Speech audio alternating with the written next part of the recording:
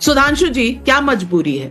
क्या मजबूरी है कि नहीं कि ये आरोप लग रहा है विपक्षी नेताओं पर? क्या मजबूरी है कि नहीं इनकी कि इनको कॉन्ट्रैक्टर्स के लिए रिजर्वेशन करना पड़ता है, 4% का रेजोल्यूशन वक्फ बोर्ड के खिलाफ पास करना पड़ता है? कोई मजबूरी होगी ना। आजा संडास दिखा दो। देखिए, पहली बात मैं स्पष्ट कर दूं, राजकुमार भाटी जी ने कहा किसी के शादी ब्याह की दावत या कार्यक्रम की दावत और रोजा अफ्तारी में अंतर है।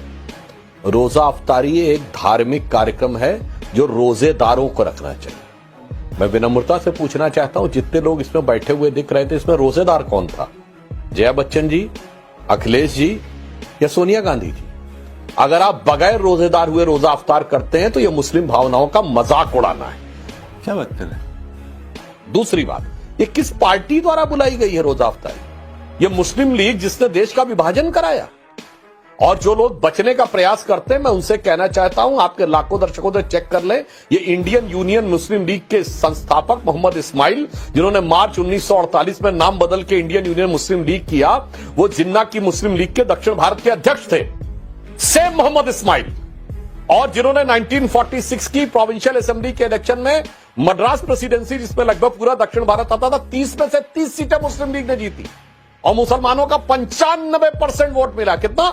95%। जबकि पता था दक्षिण भारत कहीं से भी नहीं जाने वाला है पाकिस्तान में, और वो सारे के सारे मुसलमान नहीं हैं। अच्छा। और उसके बाद उनको जानते क्या उपाधि दी गई थी राजकुमार भाटी जी? कायदे मिल्लत। क्योंकि कायदे आजम जिन्ना कहा जाता था मोहम्मद इस्माइल और पीके पोकर साहब बहादुर, ये दो जिन्ना के इक्विवेलेंट माने जाते थे और यही मुस्लिम लीग के सदस्य बने। और 27 अगस्त 1947 को कॉन्स्टिट्यूएंट असेंबली में इन लोगों ने डिमांड की कि मुसलमानों को सेपरेट इलेक्टोरेट दिया जाए। झल्लाकर सरदार पटेल ने कहा कि आप सब ने पाकिस्तान के पक्ष में वोट किया था, एक रात में आपका दिल बदल गया, ये मैं नहीं मानता। और ये बात सरदार पटेल ने 3 जनवरी 48 को कलकत्ता के अपने भाषण में भी कही। उन्होंने कहा मगर फिर ये अब ये मत कहो कि अलग चाहिए। उन्होंने कहा छोटा भाई बड़ा भाई, छोटा भाई बड़ा भाई देख के हम बहुत भुगत चुके, ये सरदार पटेल ने कहा। तो कहा अब देश के लिए क्या कर सकते हो ये बताओ। उस मुस्लिम लीग के साथ जाके ये खड़े हो रहे हैं, उसके में रोजा अफ्तारी कर रहे हैं। साहब, देश के साथ भी आप धोखा कर रहे हैं और मुस्लिम समाज के साथ भी आप धोखा कर रहे हैं। और मैं एक और बात बता दूं दर्शकों को, ये मुस्लिम लीग वो मुस्लिम लीग है जिसने हमास का भी समर्थन किया था। और मैं दर्शकों को एक और बात बता दूं, हमारे ये सारे साथी लोग सुन लें, ये लोग कहते हैं ना कि साहब वो सो कॉल्ड बाबरी मस्जिद तोड़कर मंदिर बना दिया गया तो ओरिजिनल रहना चाहिए। अब सुनिए, हाइगा सोफिया मस्जिद जो कि टर्की में है, इस्तांबुल में, ओरिजिनली चर्च था, किंग जस्टिनियन ने बनाया। उसके बाद उसको मस्जिद बना दिया गया। उसके बाद इसमें कमाल अतातुर्क के जमाने में उसे एक स्मारक बना दिया गया और उसे फिर बनाया गया मस्जिद। और मुस्लिम लीग, यही इंडियन यूनियन मुस्लिम लीग ने ऑफिशियल समर्थन किया। मेरे भाई, एक स्टैंड अप में बता दो। रुक, तेरे को बताते, तेरी माँ। थोड़ी मर्यादा रखिए, अभी मजा आएगा ना भिड़ो। सुधांशु त्रिवेदी जी पूरे 5 मिनट बोले, मैं उम्मीद करूंगा कि आप मुझे 2 मिनट दे देंगे और अनइंटरप्टेड दे देंगे, बीच में नहीं रोकेंगे, ये उम्मीद करता हूं। और आप मुझ पे भड़केंगे नहीं कि मुझे पत्रकारिता मत सिखाओ, मुझे 35 साल हो गए पत्रकारिता करते हुए। आपने कहा कि प्राण प्रतिष्ठा समारोह में सम्मानपूर्वक बुलाया गया था। सम्मानपूर्वक नहीं बुलाया गया था। जिन्हें सम्मानपूर्वक बुलाया गया था उन्हें चंपत राय जी और योगी आदित्यनाथ जी निमंत्रण पत्र घर घर जाकर दे रहे थे और फोटो खिंचवा के मीडिया पे चलवा रहे थे। हमारे राष्ट्रीय अध्यक्ष अखिलेश यादव जी को उससे भेज दिया था, डाक से जो होती है, डाक से एक वो भेज दिया था, वो भी एक दिन पहले भेजा था। नंबर 1 बात। दूसरा, जो हमारे भाई सुधांशु जी ने कहा, मुझे सुधांशु जी को आज पहली बार ये कहना पड़ रहा कि आपको भारतीय संस्कृति की बहुत कम समझ है, आप जानबूझ के उसको बरगला रहे हैं लोगों को। शादी विवाह मैंने नहीं कहा था, शादी विवाह का निमंत्रण आपने कहा। इफ्तारी केवल रोजेदार करते हैं, इफ्तारी रोजेदार करते हैं, लेकिन वो सम्मान के लिए बाकी लोगों को बुलाते हैं, दूसरे धर्म के लोगों को भी बुलाते हैं। भारतीय संस्कृति का अनिवार्य हिस्सा है। बात तो सही है।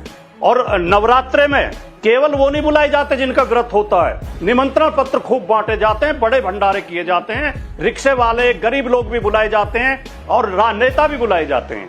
तीसरा, आपने कहा, आप आए मुस्लिम लीग की बात पे। भाई साहब, जिस मुस्लिम लीग ने पाकिस्तान बनाया था, जिसने देश का बंटवारा किया था, वो मुस्लिम लीग पाकिस्तान में चली गई। ये मुस्लिम लीग इंडियन मुस्लिम लीग है। और जो वो मुस्लिम लीग थी जिन्ना वाली, जिसने पाकिस्तान बनवाया था, उनके साथ आपके पार्टी ने मिलकर सरकारें बनाई थी। आपके मुखर्जी साहब उसमें मंत्री रहे थे, बंगाल की सरकार में, और सिंध की सरकार में भी आप शामिल थे। तो कृपया ये इस तरह से देश को बरगलाएं। ये केवल आपके अंदर जो एक नफरत है, नहीं केवल मुसलमानों के प्रति। तुम्हें शर्म है कुछ? वसीम बकार साहब से मैं सवाल पूछना चाहती हूँ। वक्त के जेपीसी पर ओवैसी साहब भी थे। अब उसके आधार पर अगर वक्फ सुधार कानून बनने वाला है तो उसके विरोध में किसी स्टेट की असेंबली में इस तरह के रेजोल्यूशन क्या पास किए जा सकते हैं? क्योंकि ओवैसी साहब बैरिस्टर भी हैं, जानते हैं इस देश के कानून को। आपको लगता है ये कानूनी तौर पर ठीक है? मैं तुम्हें अभी समझाता हूँ। हर स्टेट अपना कानून बना सकता है, अपने जियोज वो अपने असेंबली में पास करा सकते हैं। तो बन रहा है तो बनने दीजिए। देखिए, अभी उत्तराखंड में यूसीसी लागू किया उन्होंने, उत्तर प्रदेश में लागू नहीं हुआ, उत्तराखंड ने लागू कर दिया। अभी भारत देश में भी लागू नहीं हुआ है यूसीसी, लेकिन उत्तराखंड ने लागू कर दिया। उनका अधिकार है, क्षेत्रीय प्रांतीय अधिकार, उसको आप क्यों छीनना चाह रही हैं नाविका जी? ये उनका अधिकार है, ये आपका अधिकार नहीं। उन्हें करने दिए, मुख्यमंत्री के पास इसका पावर है। समझ रहे हो? समझ रहे हो आप?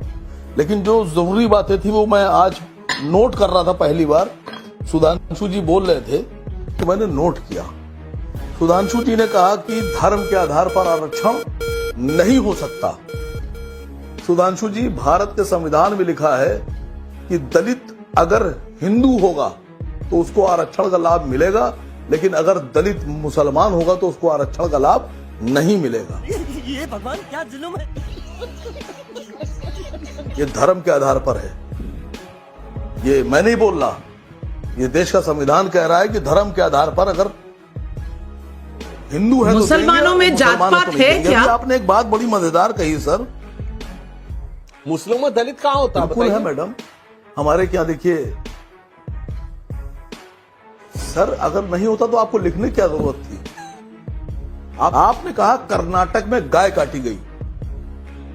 मैं मजलिस इत्तेहादुल मुस्लिमीन का चीफ स्पोकपर्सन कई बार ये मांग कर केरल में आप मेरी तरफ से जरा सा राज्यसभा में ये बात उठाइएगा कि आसिम बकार कह रहे हैं कि गाय को राष्ट्रीय पशु घोषित कीजिए। जब राष्ट्रीय पशु घोषित कर देंगे तो केरल से लेकर और मणिपुर तक गाय सुरक्षित हो जाएगी। फिर खरीदना, बेचना, लाना, ले जाना सब प्रतिबंधित हो जाएगा। ये बड़ी अच्छी बात कही आप। अभी आपने एक बात कही, धार्मिक आधार पर जो दावतें होती हैं। मैडम, ये लोगों का जाती अधिकार है, इसको मत छीनिए। आप मुझे बुलाइएगा, भंडारे पे बुलाइएगा, मैं आऊंगा। आप पूजा पे बुलाइएगा, मैं आऊंगा। सुधांशु त्रिवेदी जी मुझे बुलाएंगे होली पर, मैं आऊंगा। आप बुलाते ही नहीं सर हम लोगों को। दूसरी बात, अभी आपने एक बड़ी अच्छी बात कही, अब मैं आपको गिना रहा हूं सर। हिंदुस्तान के केरल में अगर गाय काटी जाए तो आपको एतराज है, लेकिन गोवा में आपकी सरकार है और आपके पूर्व मुख्यमंत्री और पूर्व रक्षा मंत्री ने कहा था कि अगर बीफ हमारे क्या नहीं होगा तो इंपोर्ट करेंगे हम। अब मैं कुछ नाम ले रहा हूं सर। गल्फ कंट्रीज में सबसे महंगे दामों में हिंदुस्तान का बीफ बेचा जा रहा है। मैं नाम ले रहा हूं सर। सारे तकलीफें मुसलमानों से हैं सर। आप लोगों को सारा गुनाहगार हिंदुस्तान में मुसलमान है मैडम, लेकिन आप लोग बहुत से तथ्य छुपाते हैं। तुम चुल्लू भर पानी में जाके डूब के मर जाओ।